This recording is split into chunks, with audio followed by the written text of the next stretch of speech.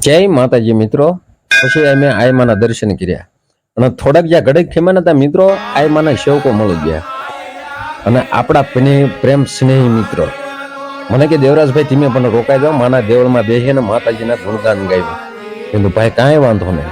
અને પછી સાહેબ શું માના સાવિત્ર્યમાં બેસીને મેં મોજ કરી સાહેબ. સરજુ માતાજીના ભેળિયા ભજન દુઆ સમ જે તમને ફાવતું હોય.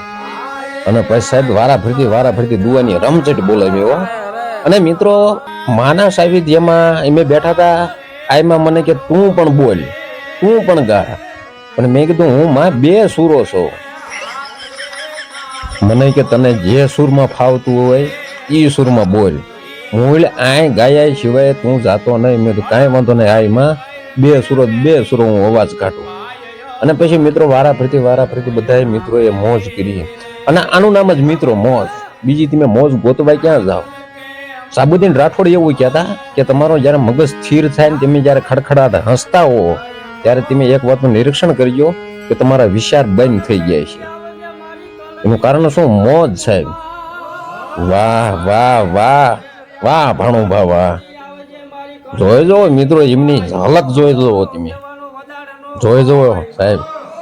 અને પછી સાહેબ આમનો વારો આવ્યા પછી મેં જે મારો બે સુરો અવાજ કાઢ્યો. વાહ વાહ વાહ સાહેબ.